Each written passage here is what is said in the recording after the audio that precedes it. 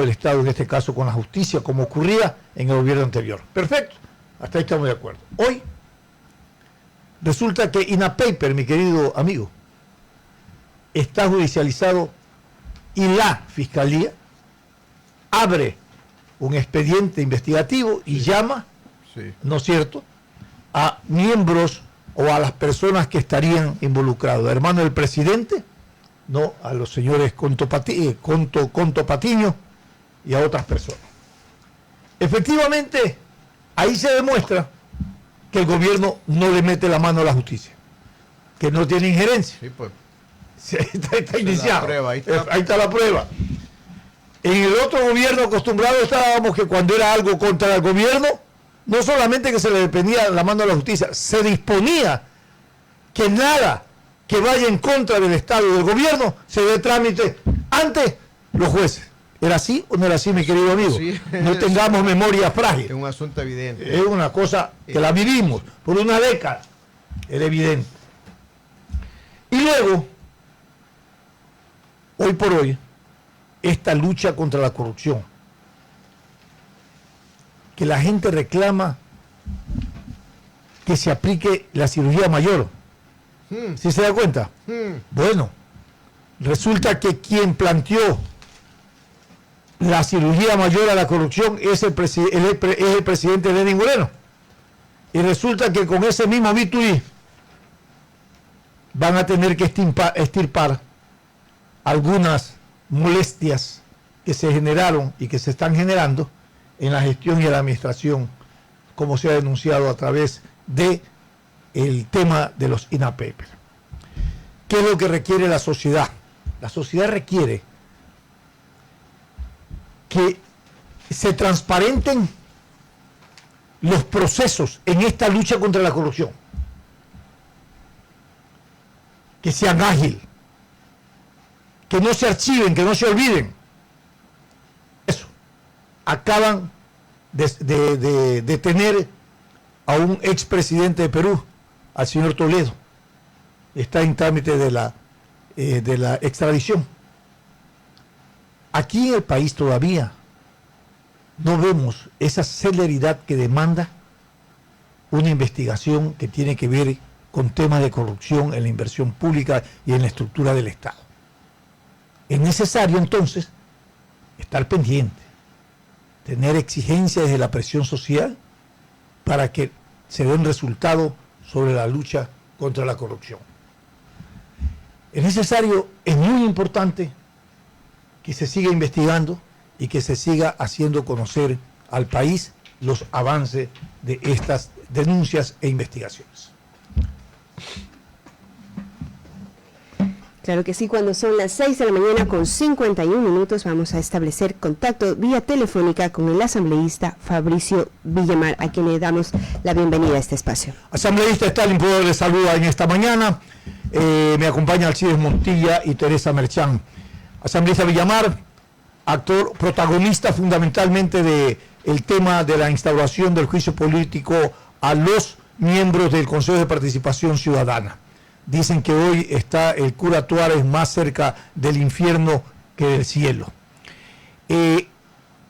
¿Están las condiciones de hecho y de derecho creadas para que este sea un juicio no fallido, sino un juicio que vaya en la línea de dar un ejemplo al país de que el desacato, de que las actitudes atrabiliarias, de que el desconocimiento de la ley de ninguna manera hace de que podrían ser olvidados estos comportamientos irregulares, por decir conductas irregulares, que tienen aquellas personas que son nombradas por elección popular, en el caso de los miembros del Consejo de Participación Ciudadana? ¿Cómo está la instauración del juicio? ¿Cuál es el procedimiento? Y bueno, ¿hay mayoría o no para el juicio político? Si no lo han comprendido, asambleísta Villamar, por favor. Pareciera ser que hemos perdido el contacto, mi querido Alcides. Hemos perdido el contacto. Pero en todo caso ya el CAL, el Consejo de Administración Legislativa, aprobó ya ayer el petitorio de juicio político, y una vez hecho esta situación va a pasar a la Comisión de Fiscalización y finalmente al Pleno, ¿verdad? La Comisión de Fiscalización, entiendo, tiene una semana, 5 días, y de ahí pasará al Pleno para el juzgamiento pertinente. ¿Ya pasó el CAL?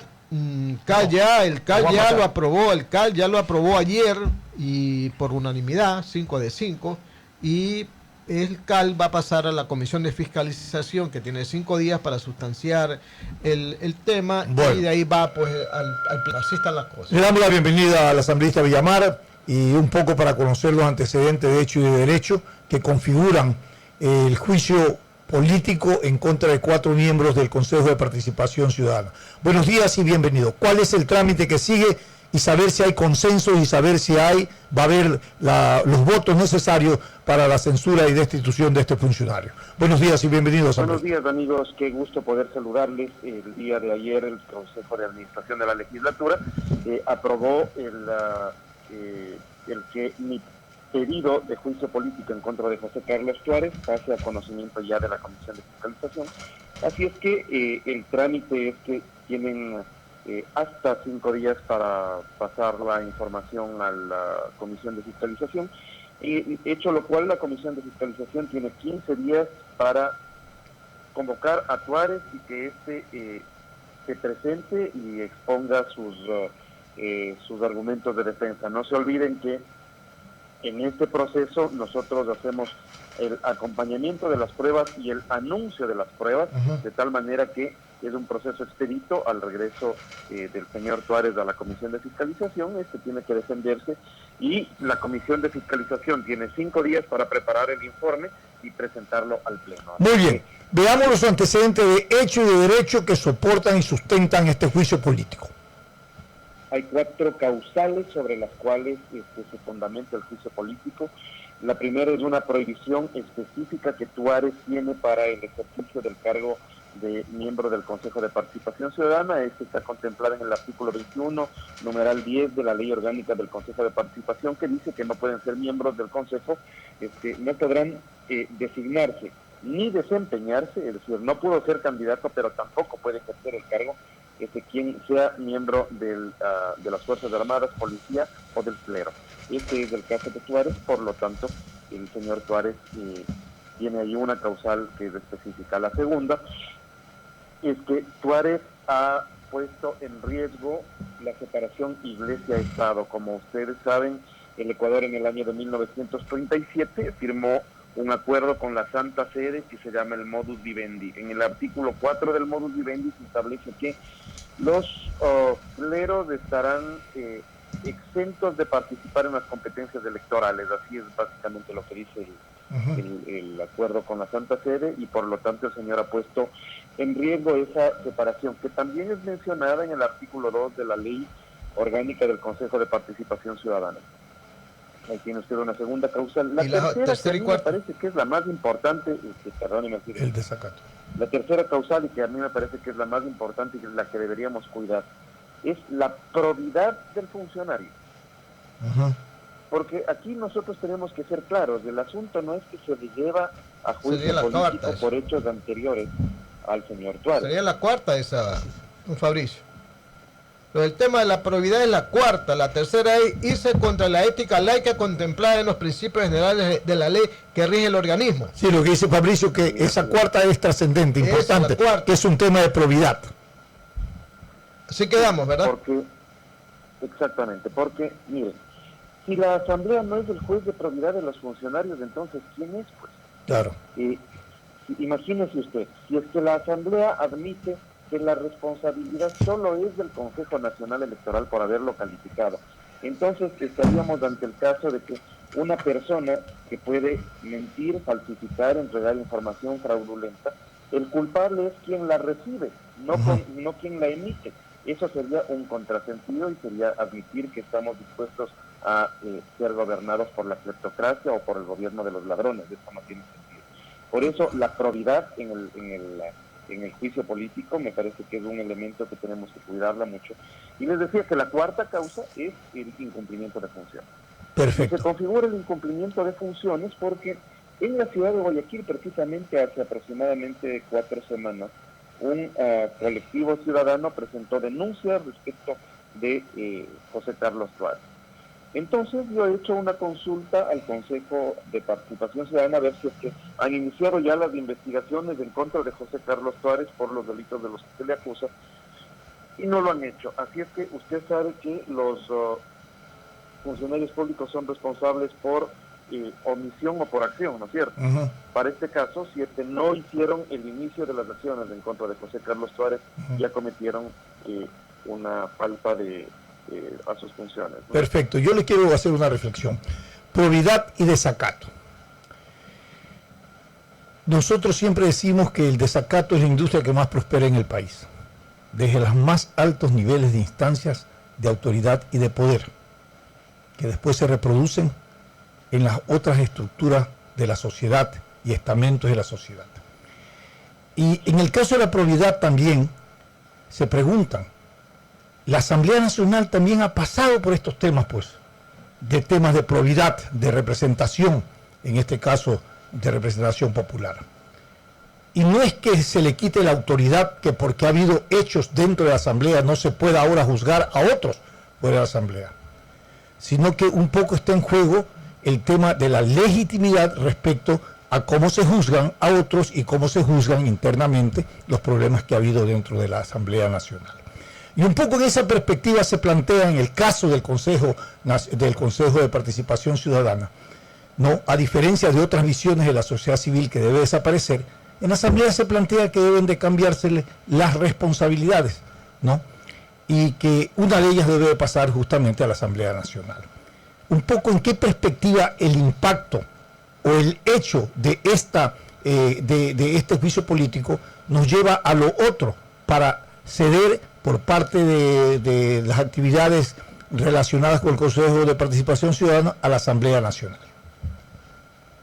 A ver, usted hacía una diferencia que me parece que es necesario también aclararla. Lo uno es la falta de probidad, es decir, aclaremos esto, no es que se le deba por haber presentado documentos falsos. Eso lo que le va a hacer al señor Tuárez es enfrentarse con la justicia.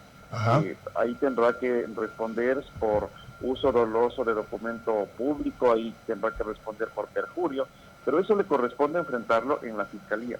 Y cuando usted hacía, en cambio, una referencia a lo que es el desacato, es el incumplimiento de orden válida de autoridad competente. Así es. ¿Qué es lo que sucedió aquí? El Consejo de Participación Ciudadana Transitorio, el presidido por Julio César Trujillo, antes de terminar sus funciones le hizo una consulta a la Corte Constitucional.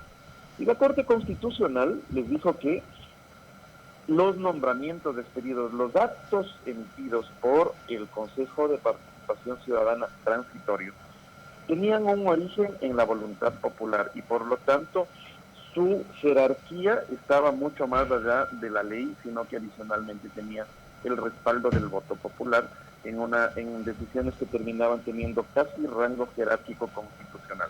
Por lo tanto, el actual Consejo de Participación Ciudadana estaba impedido de revisar esas designaciones, esos actos, so pena de caer en el desacato. El desacato es una figura de incumplimiento mencionada siempre en la legislación penal. Actualmente, si no me equivoco, está en el artículo 282 del Código Integral Penal, razón por la cual la semana anterior yo pedí medidas cautelares a un juez constitucional de la República. Así fue. El día miércoles y el día jueves fueron concedidas. Perfecto. Y se le informó al Consejo de Participación Ciudadana que cuidado, que no pueden entrar en la revisión de los nombramientos y designaciones, porque caso contrario entrarían en una figura penal, y también puse en conocimiento de la Fiscalía. Una vez que iniciaron el proceso de revisión de los nombramientos, ya cometieron un delito y por lo tanto ya están teniendo que responderle a la justicia por esto también. Don Fabricio, no sé si usted tenga contemplado en su argumentación para llamar a Tuárez otro hecho que podría ratificarse hoy, porque al parecer el Consejo de Participación Ciudadana va a ratificar ya un pedido que ha hecho para que la fiscal Salazar rinda cuentas al Consejo de Participación Ciudadana sobre el tema de las investigaciones del caso INAPEISPE. La pregunta ¿es legal y constitucional que un organismo le pida a otro organismo, es decir, un poder le pida a otro poder que rinda cuentas sobre un hecho de la cual estamos haciendo referencia. Sí, claro que sí, y en el caso del Consejo de Participación Ciudadana, esa es precisamente su función. Pero esto nos tiene que llevar a otro análisis, queridos amigos. Miren, el Consejo de Participación Ciudadana tiene varias competencias. La una es impulsar la investigación de casos de corrupción, que no lo hicieron. La otra es proteger a los denunciantes que no lo hicieron. De hecho, en este país a quienes denunciábamos se nos perseguía. La tercera función era impulsar la participación ciudadana, que tampoco la han hecho. Porque ese es un Consejo de Participación Ciudadana sin ciudadanos. Es gente que obedece consignas políticas. Y finalmente estaba también la competencia de nombrar autoridades de los organismos de control. Lo único que les ha importado es tener la capacidad de nombrar los funcionarios de los organismos de control. ¿Por qué? Porque resulta que a partir de esa capacidad se dieron el lujo de dar el blindaje a todos los funcionarios del correísmo, o como solía yo decir, Así es. no hay ladrón más peligroso que el que sabe que no va a ser juzgado, o que sabe que va a ser juzgado por sus panas. Bueno, para eso sirvió el Consejo de Participación Ciudadana. Ese es el Consejo de Participación Ciudadana, de nombrarle a Galo Chiriboga, de nombrarle a Carlos Poli. Carlos Poli, ¿se acuerdan lo que decía el presidente prófugo de Carlos Poli? Que es el mejor funcionario que tenemos, un lujo de contralor, decía. Pero por supuesto, pues si se pasaba escondiéndoles sus pillerías. Entonces, la gran discusión en este momento no es si es que el Consejo de Participación Ciudadana tiene la potestad de llamarle a la fiscal, que la tiene. La gran discusión es si es que el Consejo de Participación Ciudadana tiene que seguir en la arquitectura constitucional o si es que hay que sacarlo. Eso es. Y ese es el gran debate. Sí, claro, y usted vale destituir a todos si sigue el Consejo, pues, don Fabricio. Don Fabricio, y ustedes están pensando desde la Asamblea Nacional que no debe de desaparecer, sino que debe de cambiarse, o sea, disminuirse las responsabilidades y las funciones. No, ahí tenemos nosotros una diferencia de criterio. A ver. Porque la mayoría de la Asamblea está sosteniendo que lo que hay que hacer es dejar vivo el Consejo de Participación, Así es. pero cogerse sus funciones. Así es. O sea, de la elección de dignidades, dice usted. Una de las funciones, porque no todas las funciones. Esa, eliminar esa. Y eso es lo que les decía yo, que me parece que es una cobardía. Porque caso contrario, usted le deja a ese Consejo de Participación Ciudadana funcionando y hace lo que veníamos diciendo. Entonces, le llama a fastidiar a la fiscal, a preguntarle si Claro. está investigando los Vina Papers. Claro, le deja la parte de investigación, lucha contra la corrupción y evaluación. Exactamente. Entonces, después de llamarle a la fiscal, le llamará al Contralor. Claro, pues. Y después podrá llamarle al Consejo Nacional Electoral. Podrá estar siendo una especie de Contraloría paralela. Entonces, la gran decisión que hay que tomar es, o se le quita las funciones o se le elimina. Para eliminarlo hay que tener la valentía de ir a recoger firmas o ir donde los ciudadanos y decirles, señores, voten. Ajá. Y ustedes decidan. Bueno, si es que la Asamblea no asume la responsabilidad de esto, es una Asamblea cobarde. Y hablando... Creo que más bien lo que está sucediendo es lo siguiente, y quiero comentar. A ver. El movimiento ahora es el movimiento con el que yo... el suyo, el que es ahora el suyo. Y no es de ahora, es desde el año 2014 que comenzamos. Este movimiento estaba adscrito a Acuerdo Ecuador, que se manejó desde Compromiso Ecuador. Compromiso Ecuador, sí, ahí ya nos estamos acordando. Entonces, nosotros hicimos ya un pedido a la Corte Constitucional para que califique la pregunta de si es que tiene sentido la eliminación del Consejo de Participación. Ah, qué Y bueno. resulta que el día de ayer nos han notificado ya Ajá. la Corte Constitucional diciéndome que ya está en trámite y que en los próximos días van a decidir. Así es que es bastante probable que tengamos dos posiciones para decisión en la República. La una, se conserva el Consejo de Participación, pero la Asamblea le quita las competencias. Ya. Y la segunda, se elimina completamente el Consejo de Participación. ¿Qué es lo más saludable? ¿Qué es lo más saludable para la vida democrática institucional? Desaparecerlo. Bueno, eso es lo que yo planteo. La gran pregunta Claro. es, ¿y ustedes qué piensan? Nosotros pensamos que debe desaparecer.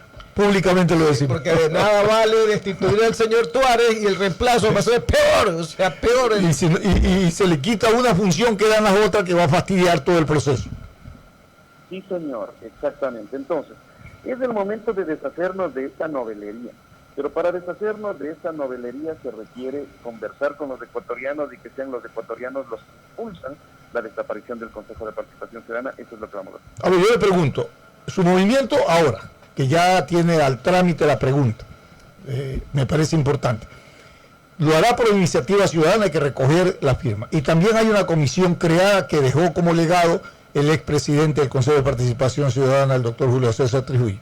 Tampoco está en la acción de recoger firmas. O sea, inmediatamente que aprueben, ustedes, el movimiento ahora impulsará conjuntamente con la sociedad civil y todas las sensibilidades políticas, gremiales, institucionales, impulsará el recogimiento de la firma. Sí, es esa precisamente la intención, es decir, nuestro objetivo es la desaparición del Consejo, no solamente quedarnos con las competencias. Correcto. Y por lo tanto, una vez que el Consejo Nacional Electoral nos entregue los formularios, nosotros convocaremos a las organizaciones gremiales de la sociedad civil, a las organizaciones políticas que quieran colaborar, porque recoger las firmas es un proceso complicado, es un proceso caro y es un proceso que tiene que hacerse a lo largo y ancho de todo el Ecuador en un tiempo muy corto. Pero si lo hacemos, yo creo que hacemos una recuperación, eso sí, de la participación ciudadana para cambiar la Constitución con los ciudadanos. Correcto. Es una gran responsabilidad cívica democrática. Y yo creo que esto es una tarea de todos. Las iniciativas nacen desde los liderazgos y de las propuestas, pero tienen que empoderarse en la sociedad civil, en los ciudadanos, para que efectivamente en la práctica se desarrolle ese derecho real de la participación ciudadana como usted lo ha manifestado, asambleísta Villamar. Muchísimas gracias por haber estado con nosotros. Siempre un gusto, amigos. Buenos días. Felicidades. 7 de la mañana con 9 minutos. Vámonos a un corte comercial, pero antes les recordamos que la readecuación del paradero en la vía perimetral a la altura de la Universidad del Pacífico, con techos, kioscos y baños, y el futuro terminal satélite con paso peatonal elevado que se hará en el mismo lugar, son parte del camino de la innovación de la ATM y la Alcaldía de Guayaquil. Sigamos recorriendo el camino de la innovación juntos. Este es un programa de opinión. Categoría O, apto para todo público. El siguiente es un espacio publicitario apto para todo público.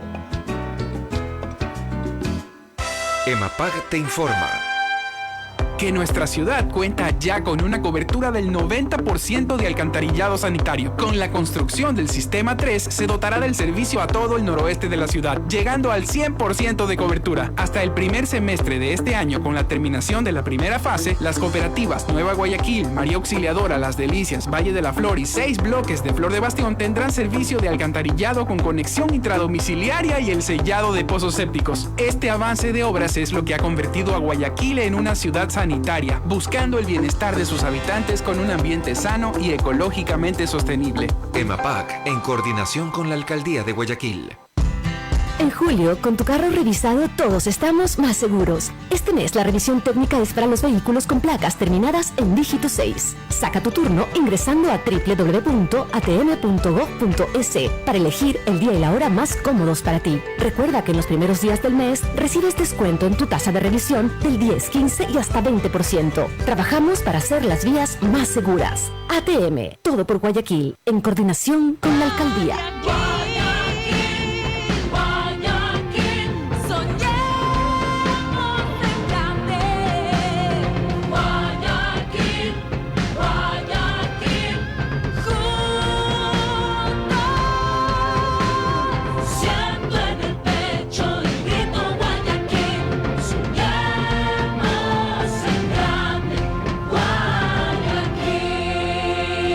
Alcaldía de Guayaquil.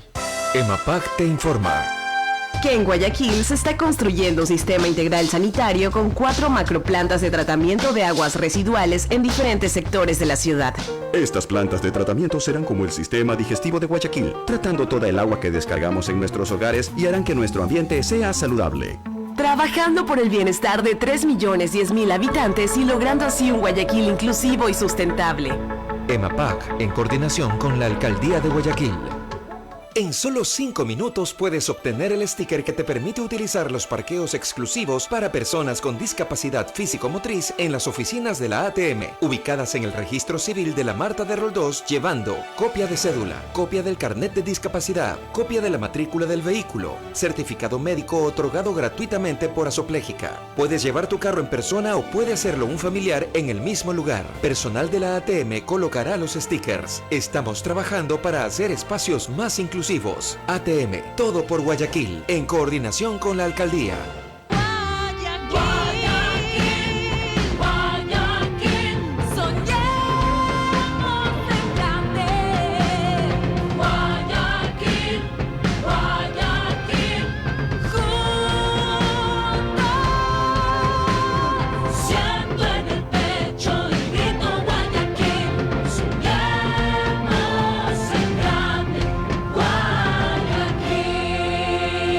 Alcaldía de Guayaquil. Radio Atalaya es opinión política, porque tenemos las voces más reconocidas en el análisis noticioso y político del país. Síguenos por Atalaya, credibilidad y pluralismo democrático en la información.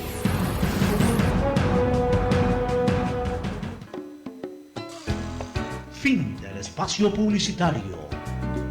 Usted está escuchando un programa de opinión, categoría O, apto para todo público. Sin amarres, una mesa de diálogo donde sobresalen los temas de mayor interés social, económicos y políticos del país. Sin amarres, bajo la conducción del sociólogo Stalin Poveda Granobles.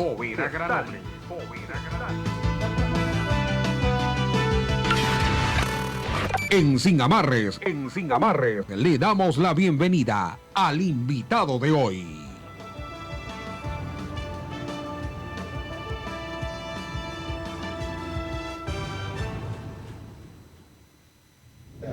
Siete de la mañana con 13 minutos. En este momento damos la bienvenida a la doctora Jenny Yaguache, y es miembro del Consejo Asesor del Latin American Communication Monitor aquí en Ecuador, y es parte de la Universidad Técnica Particular de Loja, y con ella conversaremos sobre tecnología e información en comunicación.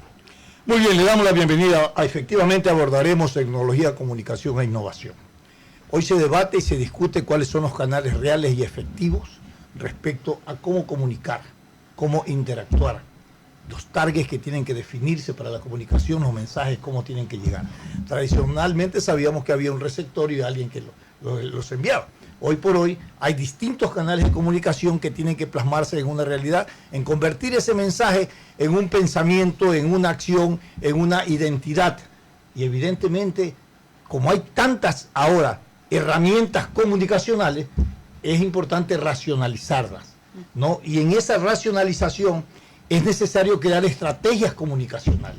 Y esas estrategias comunicacionales, evidentemente, necesitan identificación de herramientas, metodologías y propuestas innovadoras para que realmente nuestro mensaje comunicacional llegue. ¿Qué aporte tiene la tecnología? ¿Qué aporte tiene los nuevos canales de comunicación para hacer una comunicación efectiva, valga la redundancia? Buenos días y bienvenido. Muchísimas gracias, un buen día para todos. Gracias por darnos la oportunidad de compartir algunos datos que desde la academia nosotros los tenemos justamente para que podamos fortalecer los distintos procesos de comunicación que, como usted bien dice, pues se necesita. Hoy en día, como lo manifestaba, pues las audiencias necesitan diferente tipo de información. Y aquí es algo relevante, ¿no? Que tenemos una multiplicidad de audiencias. Entonces, hay gente que está en los medios digitales, hay gente que aún está consumiendo los medios tradicionales, hay gente que definitivamente no quiere para nada ir ni a los tradicionales ni a los digitales, es decir, no quiere saber de nada de información. Exactamente. Y además exactamente. Entonces, pues quienes estamos ejerciendo la gestión de la comunicación y mucho más quienes están ejerciendo la gestión de la comunicación en las organizaciones necesitan generar las diversas estrategias pensando en todos esos públicos, pensando en su necesidad de comunicación. Para eso obviamente las tecnologías, decíamos hace un momento, no las podemos dejar a un lado, o sea, ahora mismo son sumamente importantes. Comunicación alternativa, ¿no? Claro, es una comunicación que no, está allí, es presente. Las audiencias están consumiendo a través de la tecnología, las audiencias a través de un contenido de Instagram hoy en día, la juventud que en este momento mismo nos acompaña. Ellos con solo mirar las historias de Instagram ya saben de todo lo que está ocurriendo. Entonces, por ejemplo, los medios de comunicación incluso no necesitan generar toda una información de una página para la edición digital. Muy visual tiene que Son dos frases, dos palabras o un solo párrafo que se necesita poner en la historia de Instagram para que la gente sepa qué es lo que está ocurriendo en audiencias mucho más jóvenes. Eso es por el tiempo, tal vez. Por el tiempo, pero sobre todo es porque, pero sobre todo, para que la gente se acostumbre a tener una reducción temática, porque el problema, ¿sabes cuál es? Que nosotros somos temáticos, entonces el tema tal, queremos saber todito y no hacemos una reducción real de ese hecho que nos puede ahorrar tiempo, comprensión y todo. Sin embargo, nosotros en cambio sí nos gusta leer un poco más. Claro, para la persona que le gusta leer, entonces ahí está justamente el hecho de generar diversas formas de contenido. Hay gente que le gusta leer menos, solamente con una historia de Instagram tiene la información, hace clic allí, si es que desea más, va a la página web del diario y entonces obtiene más información. Yo voy a decirte una cosa, por la experiencia de nosotros ya de generaciones que sí hemos tenido hábito de lectura, sí hemos tenido cultura general. Nosotros siempre hacemos los ensayos, ¿no? La gente te pregunta, bueno, y tú vas ahí, hablas una hora y ¿qué? ¿Estás leyendo?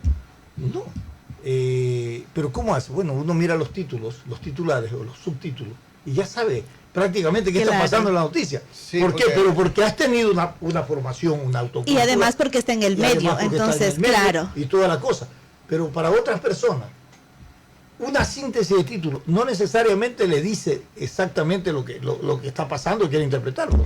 Claro que sí, y por eso justamente quienes están generando la comunicación deben entender que a pesar de que yo logro identificar los públicos, todavía debo reconocer que cada uno de ellos tienen diferentes perfiles. Entonces, por lo tanto, genero información, genero un contenido con una narrativa agradable, con una narrativa que realmente llegue a las audiencias y pensando que esas audiencias, claro que sí, y pensando que esas audiencias todavía tienen perfiles diferentes, pero hay que generar información. Titulares largos, titulares cortos, solamente una fotografía, solamente acompañado de un hashtag y entonces generar el hilo que de alguna manera engancha a la gente y entonces pueda seguir conectado a lo que estoy haciendo. Esto que tú nos narras es cómo manejas una comunicación estratégica desde la estructura y la organización, ¿no es cierto? Ahora, las redes sociales te crean un diversionismo respecto a la información y a contenido. O sea, también ellos generan contenido, las redes sociales. Claro, las audiencias son prosumidoras ahora. Claro, eso, los consumidores, las audiencias consumen. Esas audiencias que te generan todo este contenido a través de las redes sociales, ¿no es cierto? Y que de alguna manera esos contenidos pueden afectar a la organización, a la empresa, lo que sea. Tienen que prepararse para esa respuesta. Exactamente. Entonces, un poco miremoslo en esa Y estamos entrando también en toda esa diversidad de información que muchas de las veces incluso es información falsa. Recordemos también esa parte, ¿no? A ver, tenemos al gestor de la comunicación cuidando la imagen, cuidando la reputación de las organizaciones, generando un contenido adecuado, analizando los perfiles y todo esto. Genera información, pero también encuentra hoy en día una situación que está ocurriendo y que no podemos desconocer, que es el tema de la información falsa. En cambio, ¿qué es la información? Las fake news a través de los trolls, a través de cuentas falsas que empiezan a generar información, sobre todo en los medios digitales, y entonces posiblemente, exactamente, ese estratega de la comunicación todavía, aquello que lo tenía planeado, aquello que de alguna manera lo planificó y sabe cómo debe, sí, exactamente.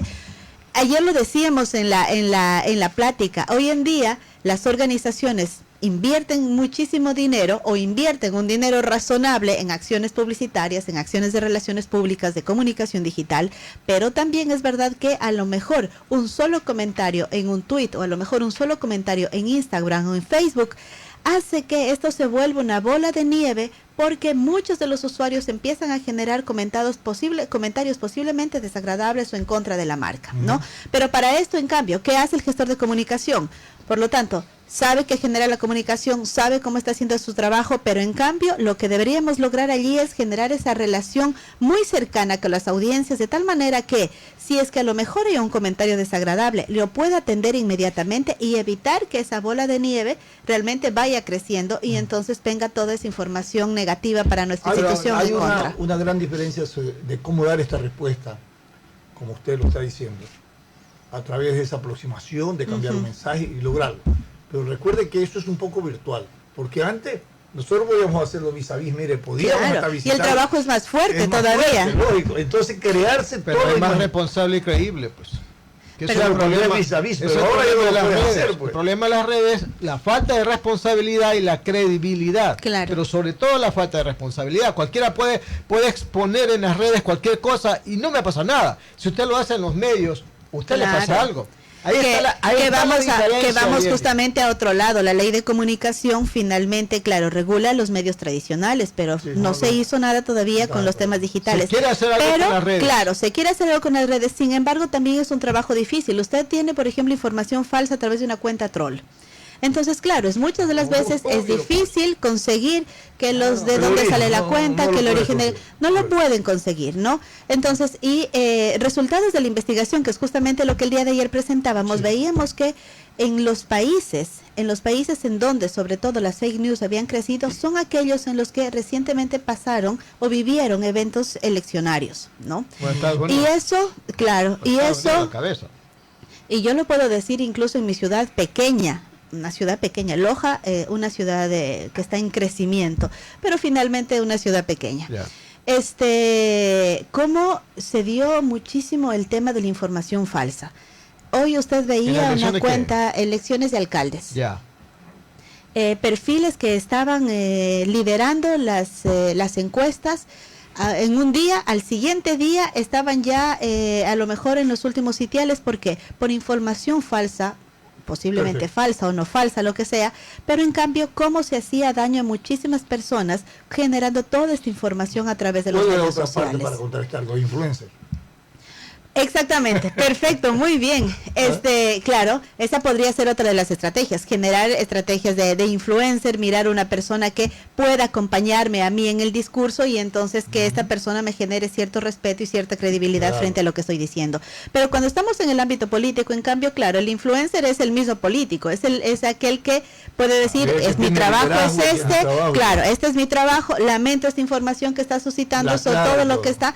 Pero claro, es un tema incluso que en esas cuentas troll usted lanza un titular enganche o lanzan un titular enganche y ya tienen, no sé, 100,000 seguidores.